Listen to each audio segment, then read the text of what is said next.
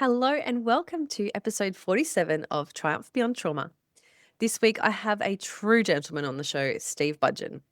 Steve is a former tactical operations leader with the Australian Federal Police who has transitioned from high-stakes special operations into a global career in crisis leadership, security consulting, and organisational resilience. He's led elite police units, conducted special operations overseas, and provided strategic security advice to major infrastructure, mining, and maritime clients across the world. But Steve's story runs much deeper than job titles. He grew up in a troubled and unstable home environment shaped by adversity from an early age. Despite the chaos, he found strength in discipline, fitness, and later service. Steve speaks openly about the long tail of trauma, the challenges of complex PTSD, and the ongoing process of unlearning survival mechanisms that no longer serve you. His message is simple but powerful. You are not what happened to you. Belief in yourself, even if it starts small, is the key to rewriting your story. Today, Steve shares lessons from the front lines of policing, war zones, boardrooms, and the personal trenches of recovery and reflection. He journals daily, embraces Stoic principles, and is passionate about helping others navigate change, build resilience, and lead with authenticity, even when it hurts. Personally, it's always such a joy to sit down and have a conversation with someone who is as passionate as I am in relation to speaking up loudly so others don't suffer silently, and this was certainly the case with Steve. So without further ado, let's get into episode 47 with Steve Budgen. Welcome to Triumph Beyond Trauma, the podcast that explores journeys of resilience and hope. I'm Rosie, a yoga and breathwork teacher and founder of Tactical Yoga Australia. As a former soldier's wife, mum to 3 beautiful kids, and a medically retired New South Wales police officer with PTSD, I understand the challenges of navigating mental health in the first responder and veteran community. Join us for incredible stories from individuals who've confronted the depths of mental illness and discovered their path to happiness and purpose, as well as solo episodes and expert discussions. Together, we'll uncover the tools to help you navigate your journey toward a brighter, more fulfilling life. Whether you're looking for helpful insights, practical tips, or just a friendly reminder that you're not alone, Triumph Beyond Trauma has got your back. You matter, and your journey to a happier, more meaningful life starts right here. Steve, welcome to Triumph Beyond Trauma. It's a joy to have you on today. Thanks, Rosie. It's my pleasure to be on here, and I'm really excited to be chatting with you because you're doing great things. Thank you. I think we'll just start at the start, if you like, and head back maybe to what things were like for you as a child growing up.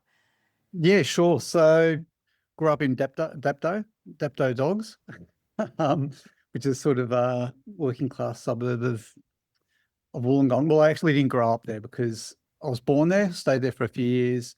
My parents busted up. My dad was a cop as well.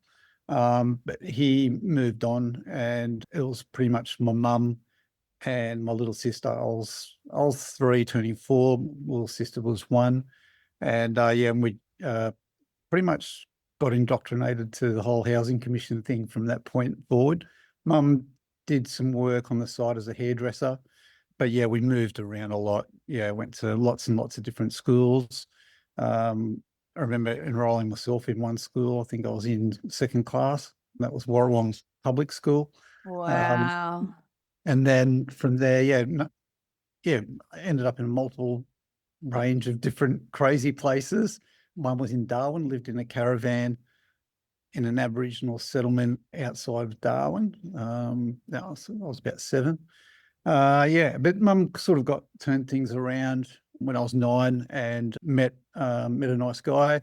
They had 3 kids in quick succession, and my sister and I always sort of struggled to fit in. We didn't really know where we actually belonged. So I actually found the Navy cadets when I think I was 12, and it allowed me to get away on weekends and things like that. And yeah, it was pretty cool. And then I struggled in school because I went to so many schools and I'd lacked a lot of confidence.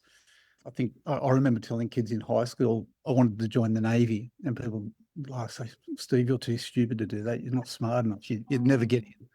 And I'm like, "Okay, don't worry." So I was in the Navy cadets, so I sort of had a little bit of self-belief back then. Mm-hmm. I was able to ignore a lot of things people would say, but nonetheless, I didn't get in the first couple of times. I actually tried to get in as a as a junior recruit, because you could join at age 15 back then in the Navy, and they for year 10. But in order to do that, you needed really good grades. So I failed that one. Then I discovered this thing where they had this, you could become a junior musician, but you had the same thing, but you needed a musical instrument.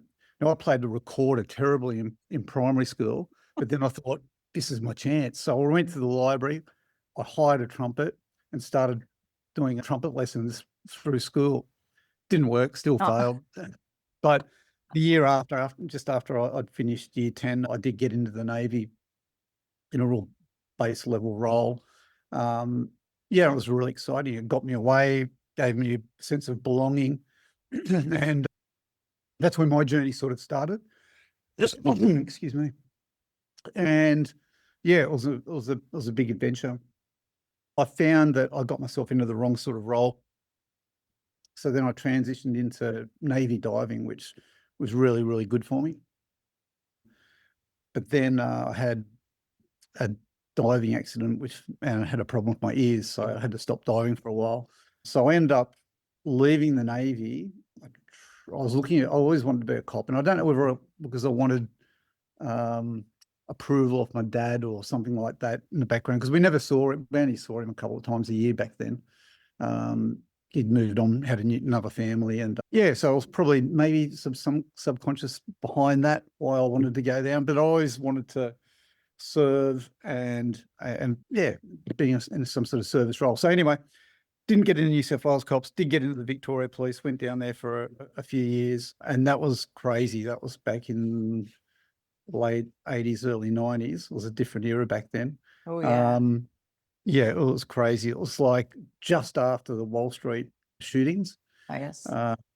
where Tynan and Air were gunned down. So it was that gangland thing it was crazy. And the things that we did, which we thought were normal back then, people would look at you like you were a criminal now if you mentioned you actually did some of those things. But it was cultural, and as a young person, you didn't really see too much wrong with it. Of course, now with wisdom and things, you sort of look back and you go, wow, that was a crazy, crazy time in policing. So anyway, I applied to come home. I wanted to get back up here, and I ended up getting into the New South Wales Cops. And yeah, class 251. Yeah. Means anything? Yeah, no. So I was in 19. They've changed it so many times. I don't even know what class I'm out of, really. Like, Yeah. just That was back 2007. in, yeah, that was back in 92. Yeah. And then, so I did lots of crazy things there. And then So how old were you at that time when you came across to New South Wales? 24. Yeah. So you've already had so much experience, like life experience by 24. Already had crazy. Been in the Navy, been in the Victoria Police, and now come across to New South Wales like that. For a 23-year-old, that's pretty crazy. Yeah, it was nuts. So, but it was great. And then, I got posted to Campbelltown, did a few years in general duties, and then applied for the Tactical Operations Unit. Always wanted to go there and do that sort of stuff. I didn't get in the first time. It was really, really hard selection course, but got in the year after. And that was quite traumatic in itself, actually. The selection course? Well, no, the selection course was a bit of a blur, like a bad car accident. But the time leading up after that, the 12 months worth of specialist courses, everyone thinks, oh, you pass the selection course and you're done and dusted. But no, there was more stress every day turning up to work in that 12 months than anything else. It was like horrendous because you weren't really accepted even then, because they had to build trust and stuff like that. But even then, culturally, it was very different back then. And I struggled. I really struggled for the courses. I was not a natural fit. And if they weren't taking extra people that year, if I'm honest with you, Rosie, I probably wouldn't have got in, but I was lucky. So that was really, really tough, but I was proud of what I was able to achieve there. And then I struggled. The way I turned it around was I just never gave up, and I believed in myself. And whenever there was an opportunity to do extra training, I was down there, shooting, practicing all the skills. And every year, police tactical groups, they used to go to Perth and train with the SAS, but I think they rotate it now where they do sometimes the commandos and then sometimes the Perth, just make sure everybody's CT skills are on the same page. And someone had pulled out, and the boss, who liked my work ethic, gave me a crack, and no one could believe they were going to send me over, because they only sent their best operators over there because they didn't want to get embarrassed if somebody failed.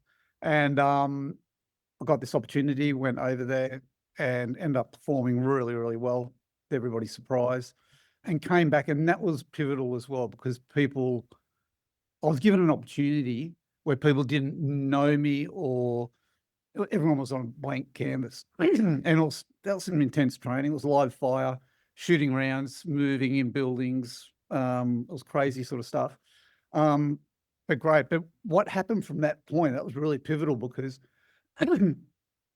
that self-belief that I had went to another level, because I proved that I could do it. I could prove that I could mix it with everybody else in that unit.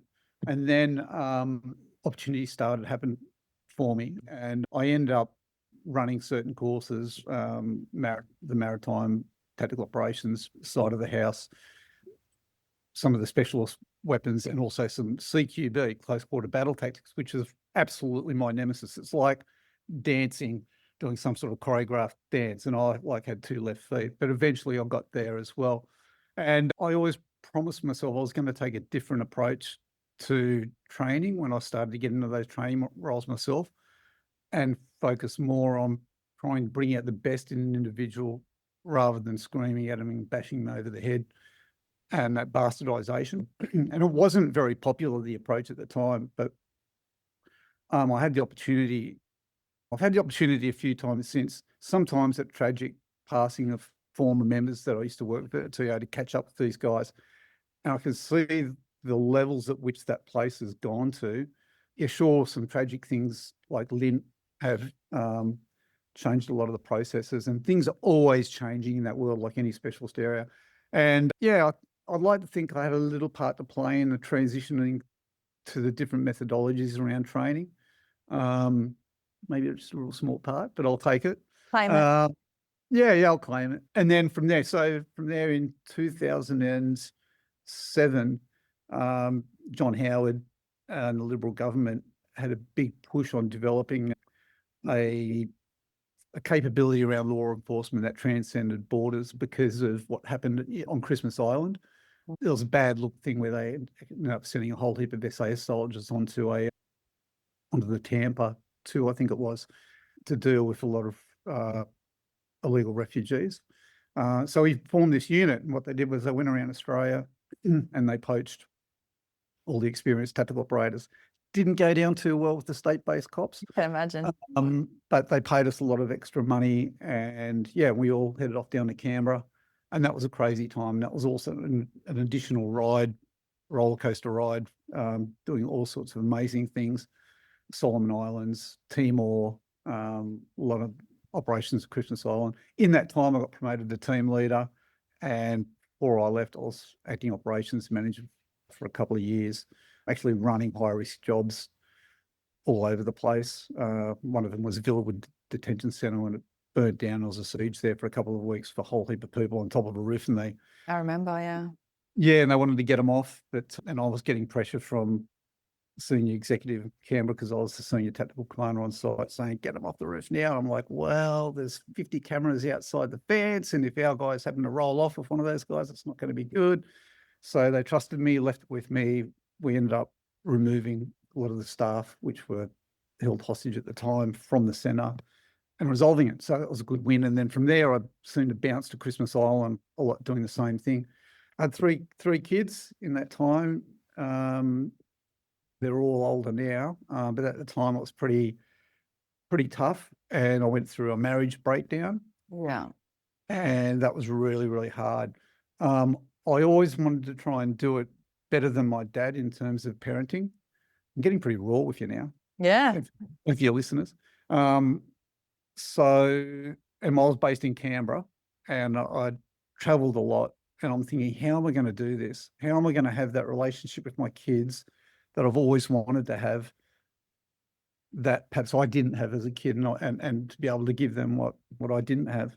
And I loved tactical policing. It was my world, and it was my tribe. I did a LinkedIn piece recently on loss of tribe and like redefining yourself. It's quite cathartic in actually doing that. But in reflection on that, it's so true. When you become part of something and you become really competent in a crew and you have to step away from that for whatever reason, it can be really, really tough. So that's what happened to me in 2012. I had an opportunity to relocate from Canberra back to Sydney.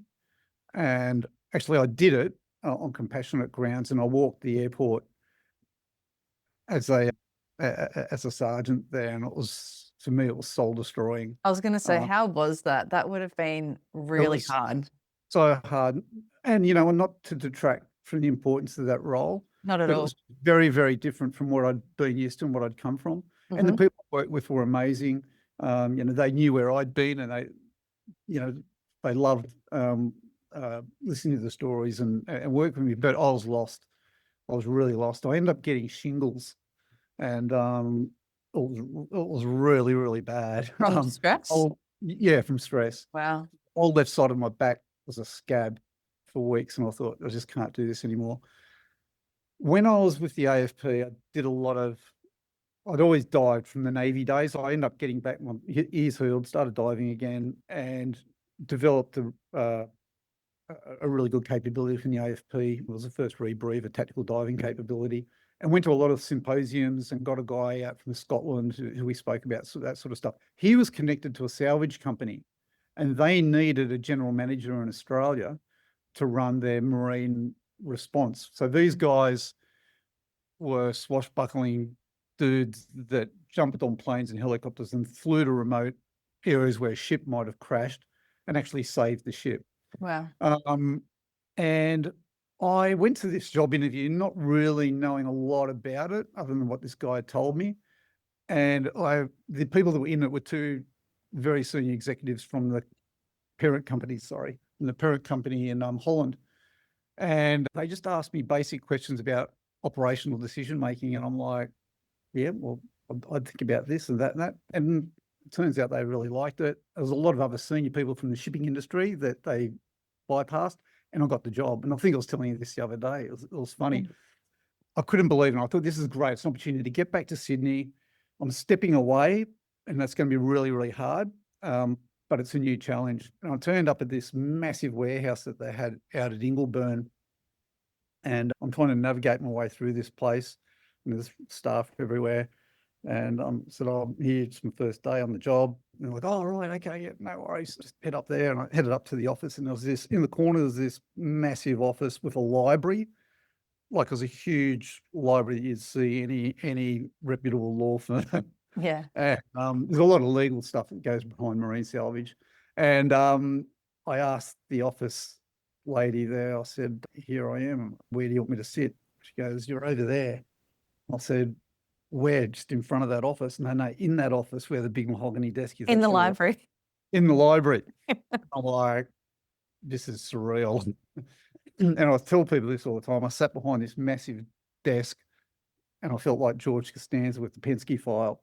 I'm just like, oh, I'm not meant to be here. Massive, massive imposter syndrome. And I think that happens with a lot of cops that transition out as well. They have that imposter syndrome if they get into any sort of role that they're not really familiar with. I've seen that happen a lot as well. Yeah. So I did that for a few years. The company transitioned, did a lot of crazy jobs in Noumea, Fiji. Yeah, flying ironically back to PNG where I am now, saving some ships and developing some emergency response capability around the Australian coastline for AMS. So I had some really good wins there. It was really enjoyable, but the business was transitioning. They were winding back.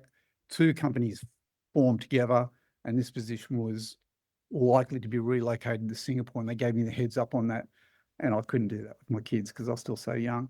So the company looked after me really well, and I ended up setting up my consulting business, which was around crisis management, maritime security, and things like that. And I almost walked out of the door one day and then back into clients who I'd worked within that company, which was all above board with the company because of what I was actually doing with them. And and that was a crazy ride from there, and had a few other gigs along the way, but I've always had the consulting firm as a base to come back to. One of the things personally that I've had to work on really hard, and that's my resilience working with people who are not on the same page. And that's been difficult. And I've actually been able to master that through a lot of stuff around meditation, and I've read a lot, and also therapy, having a good person to talk to, not just your friends, but in a professional space as well. And that's helped me a lot. I mean, I was for a period of time, I was director of the EPA for regulatory operations before getting called back by some clients to help out with a big project on the Eastern Seaboard around security and crisis management for a minerals company. I won't mention which one. It's one of the bigger ones. And then from there, I find myself back in the jungle, in the jungles of PNG's security superintendent, coordinating host government security forces. And yeah, it's pretty challenging as well. Yeah. And that's what you're doing now?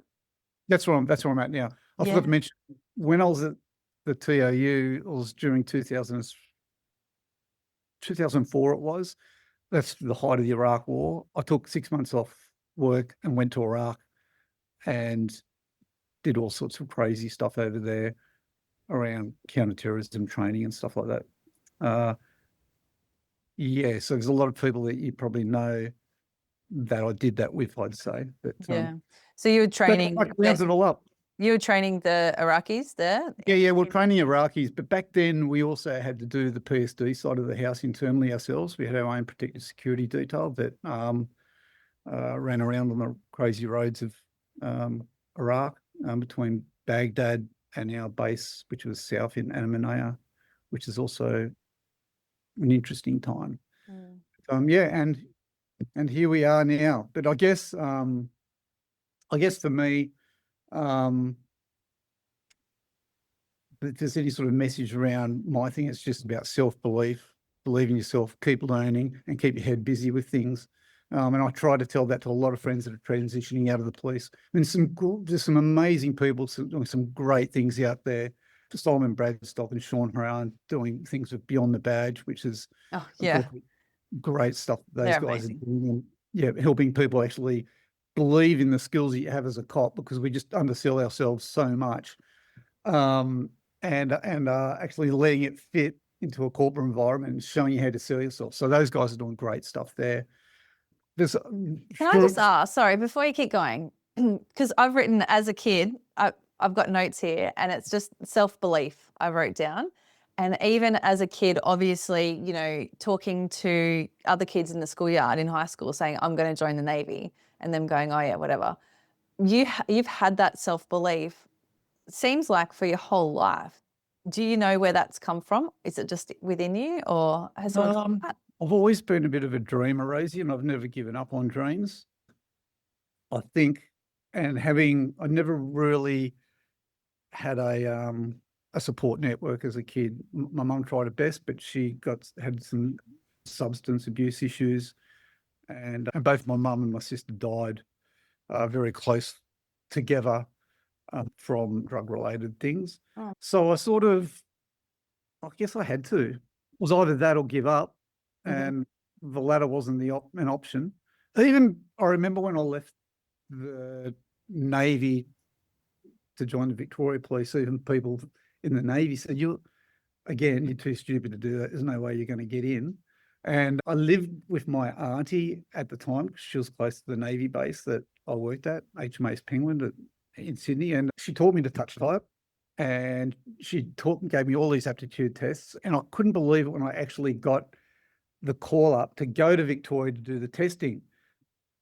But even when I went down there, so like I believe in myself, but sometimes I don't believe it. And went down there, I'll never ever forget it. It was like this massive church. If any of the listeners know Glen Waverley Police Academy, it's pretty legendary. It's very old, ex-monastery, and you can hear a pin drop in this place. There's a massive area, a big hall where they have all desks and everyone has to sit down and do the tests. And I was always last, and I still am. I'm always the last to do any sort of test.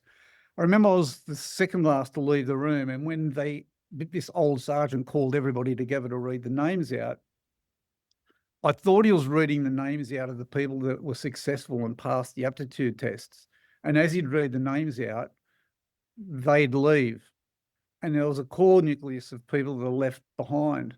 And I'm looking around thinking, okay, this is where I want to find out whether they're going to give us another go, whether I have to wait 12 months to apply again.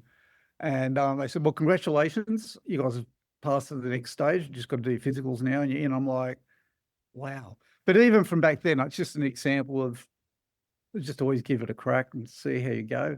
Yeah, but even when you had your first attempt in the TOU and then, obviously got cracked off, and then what did you do in that time? Because to go back for a second one, like I haven't obviously never done the selection course, but from what I've heard from many, many people, it's not easy and hugely psychological. So Yeah. it must have just been that drive again that kept you going for 12 months to have another go at it. Yeah, I think and incidentally, a lot of people do it second time round. I think it gets to the stage with TOU selection. I remember when I was directing staff on selection courses, if a person left through injury or something like that, and I left from injury the first time, we'd give them another go to come back. But often you'll get through the selection course, you might be the biggest, strongest person there, but your headspace and your attitude was not what they wanted. So I was lucky in that when I went away, I knew what I had to do and how I could prevent my body from breaking down again to give it a second go. And so I trained for 12 months with another guy who also failed on that first time, and we trained together consistently and just got everything right and did it second time. But again, just got to believe and have a go. Yeah. Never give up. Yeah, that's it, isn't it? And I just think too, and even when we spoke the other day and you're talking about working as a civilian, but just having a crack and just thinking, well, what is the worst thing that can happen? What is the worst thing? And then like, fuck it, I'll just do it anyway. 100%. And that's what the other thing, I think, and I forgot about that when we were having a chat the other day. That's one of the things that I still come back to now. Like when you're in that policing environment and you might be a veteran in the military and you've done operations, things can't get much worse than that in terms of life and death. And when you transition to the corporate world, it's the little things that you go, is this really a problem? They want me to fix this? Yeah. And you can do it on your ear. I remember one guy telling me, and I won't mention his name, but when he left the TOU, he had a high, he ended up getting a good position, national security manager position, or a work health and safety role. But the CEO of the company, or someone senior in the company, his daughter was in Singapore and lost her passport. Well, it was a crisis. It's like, can you go over there and sort it out? And he's like, yeah, okay. And he went over there, got on a plane, sorted it out, spoke to the embassy, got an emergency passport issued. And they thought this guy was a savior. It was like stuff. What a hero. Yeah. It's the stuff we do on a daily basis in the cops that you just sell yourself short for. So yeah, I think I remember a few times being in senior roles and having imposter syndrome, but then remembering what is the worst thing that can happen here? They can sack me. I'll get another job. Yeah. I sort of got to that, and it was a good space to be in, really, because you didn't really get too much get to you. Yeah. Yeah, absolutely. I love that. I love that mindset so much. I think when I look back at my own life, I feel like I've had that thought through when I've made decisions, like even joining the cops and talking to my dad about it.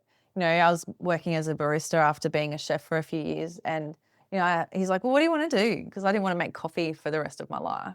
I'm like, I don't know. I think I want to join the cops. He's like, well, just do it. And I was like, yeah, well, what is the worst thing that can happen? I either get in or I don't. And I just have to make another decision then. And then even in the cops, doing different things there. And there's always someone, I think, in the cops especially, that wants to tell you that you can't do things.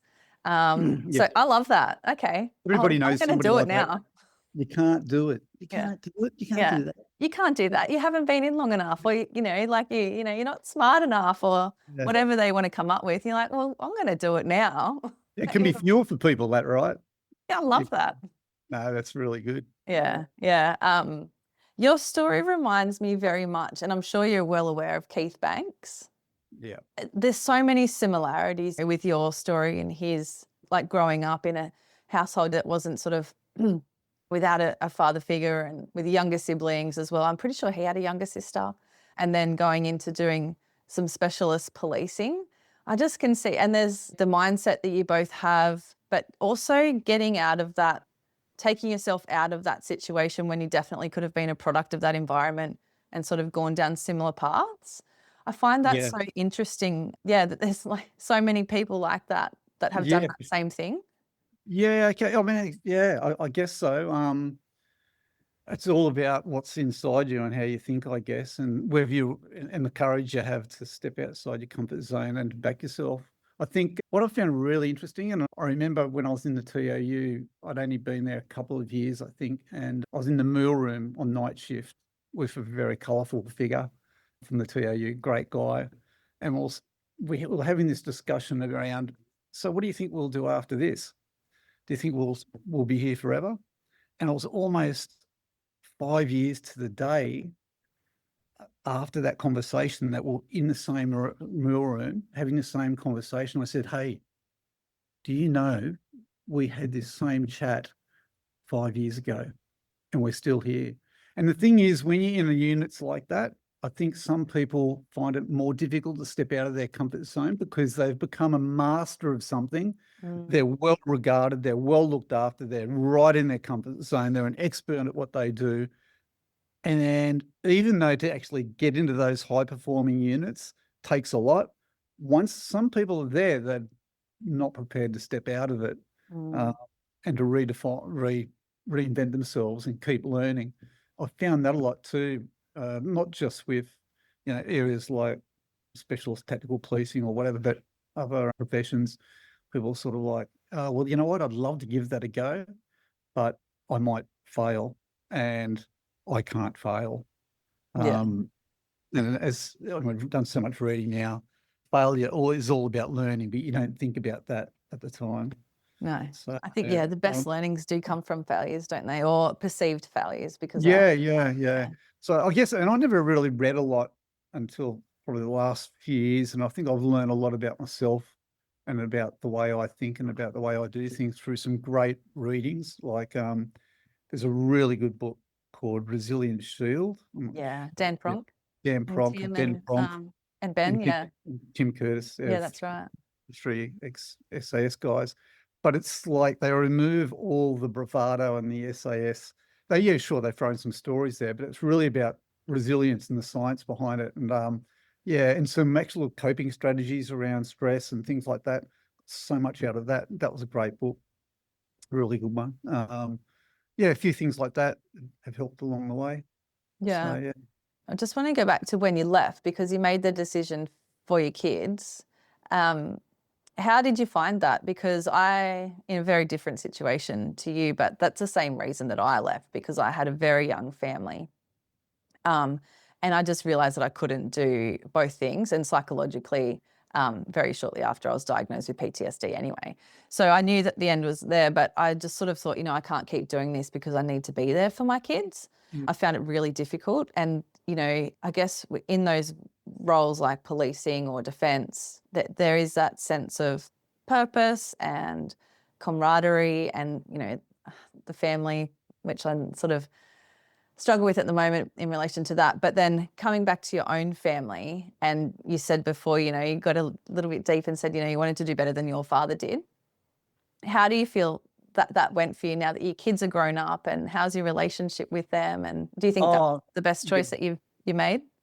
yeah, 100%. Like, I don't regret any of that, and I'm not sure whether I would have regretted it regardless of how the relationship turned out with my kids, because I know that I've done the right thing and I've made the right decisions. But the relationship's great with my guys. Some people might accuse some of the relationships with my kids as codependent because we do a lot of outdoor rock climbing together, a lot of training, lots of stuff together. So yeah, things like, and I've got to balance that because where I'm working now, it's the relationship's changed because I am away a lot of the time. So when we broke up, and I moved on, one of the things was I always wanted 50-50 care of the kids. I couldn't do with anything less. And so I was always a week about. And I remember I did one project where I was working for a year. I was working in India, Japan, Malaysia, Hong Kong, Singapore, and I'd have to cram all the work that I did into 1 week so I could get back in time to have the kids.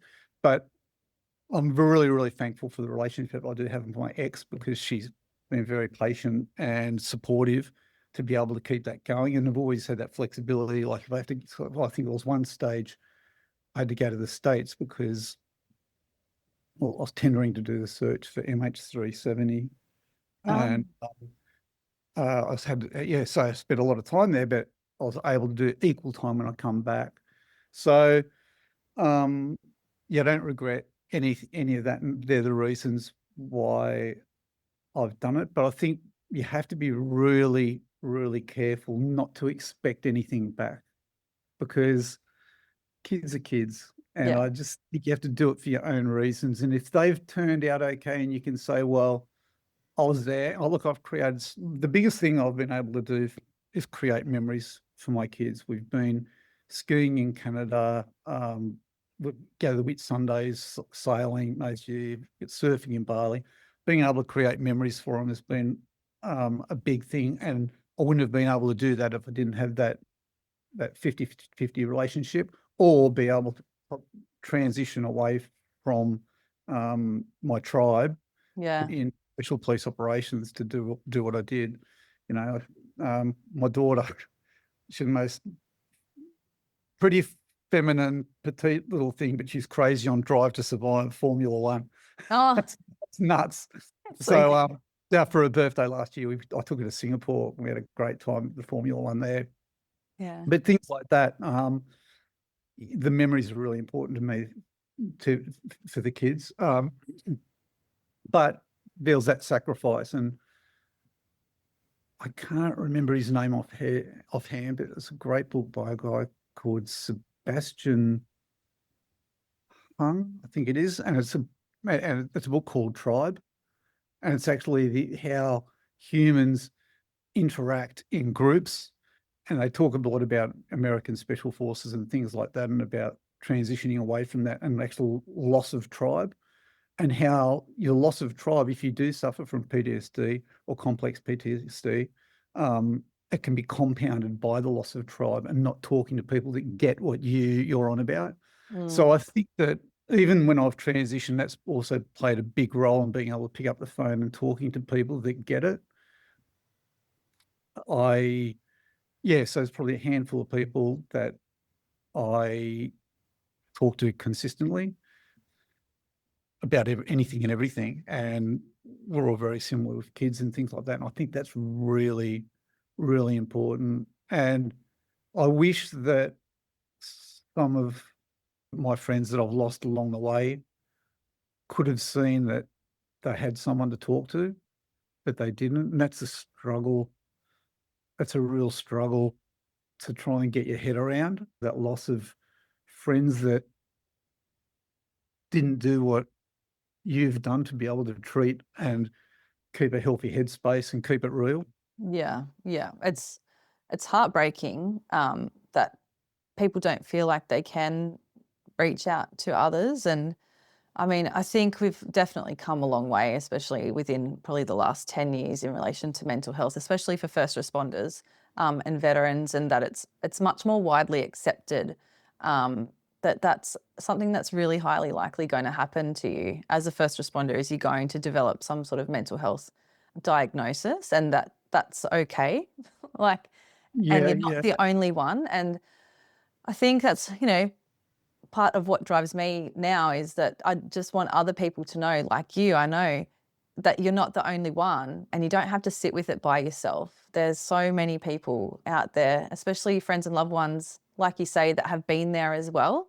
And you don't have to even talk about things, but just know that they understand. yeah, absolutely, Rosie. And this is the thing too. I think when I transitioned away from policing, in my new world, I'd go to barbecues with accountants, lawyers, salespeople, people that just did not walk my walk.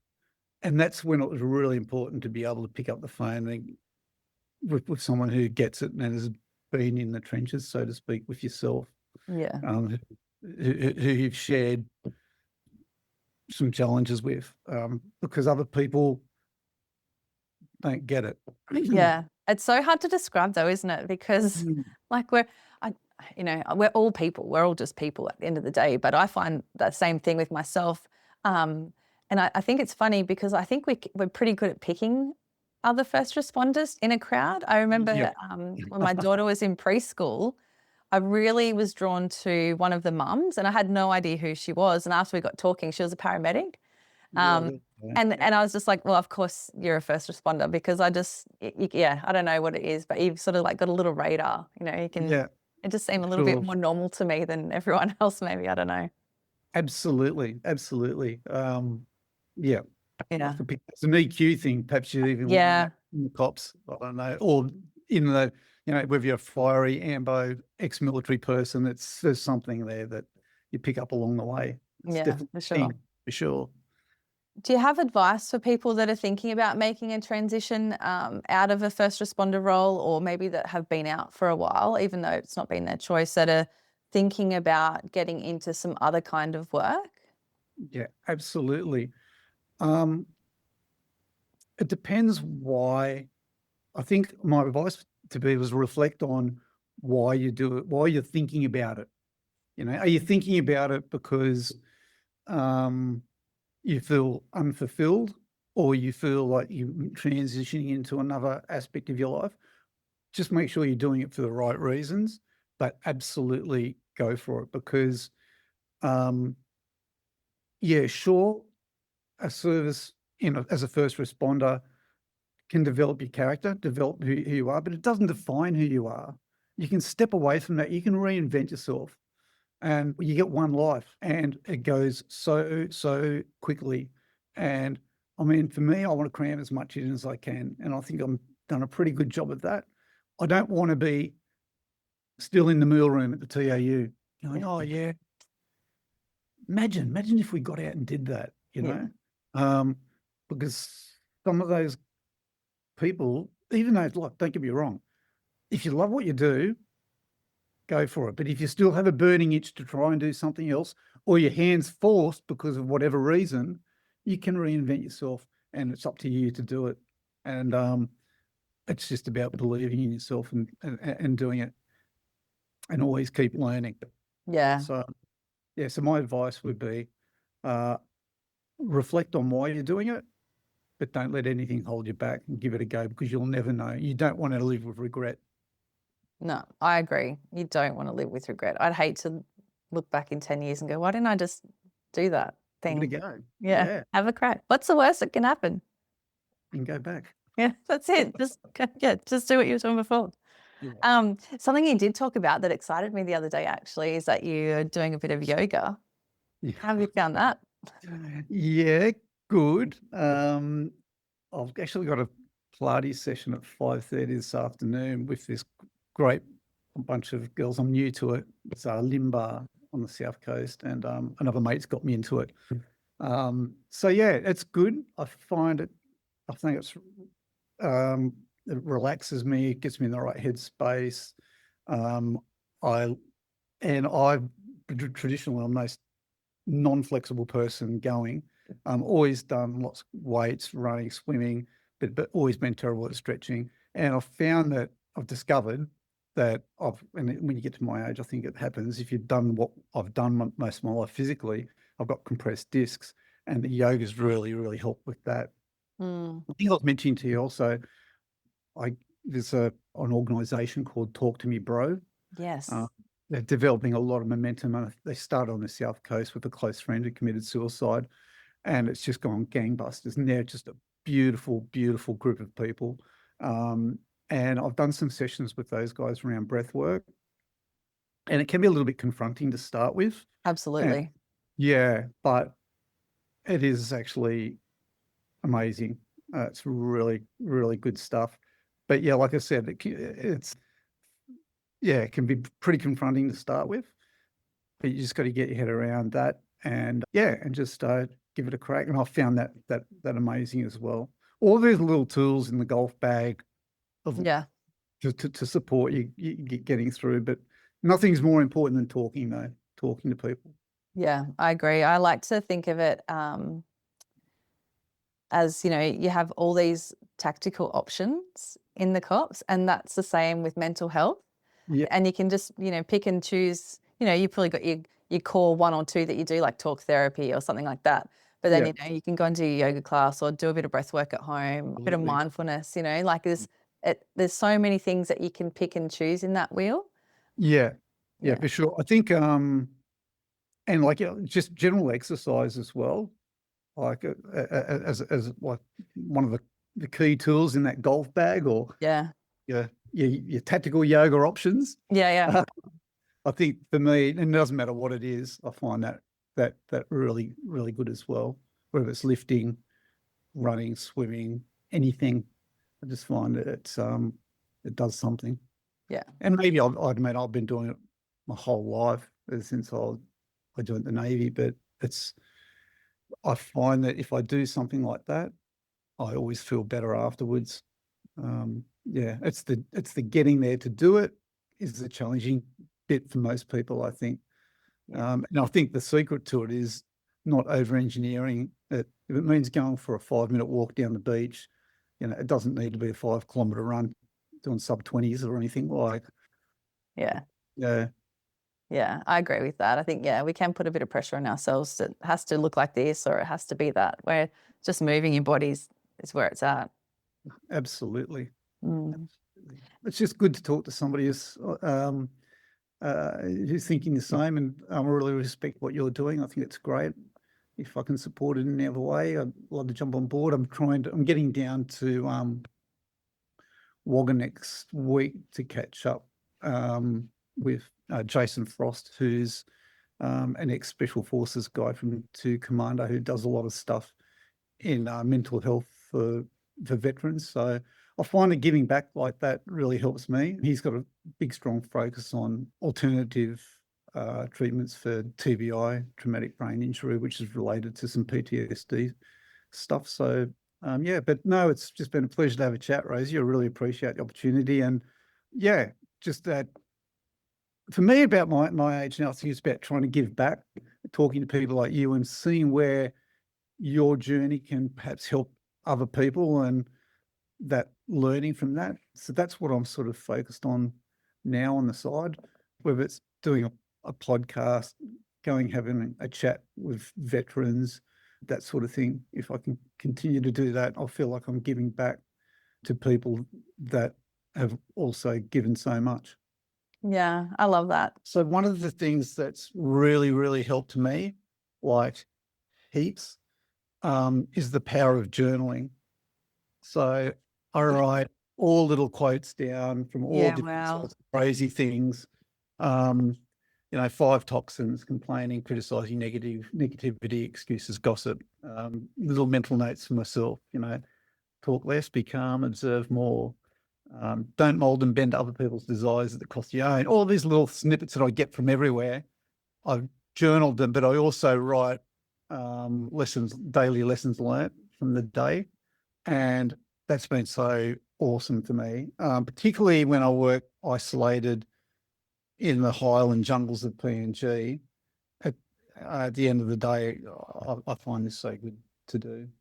Just gets everything out. It goes to what you're talking about, that the power of writing down. I remember a few years ago, I got involved in a local writers group at Coaldale where I lived, and I was the only guy, and it was like it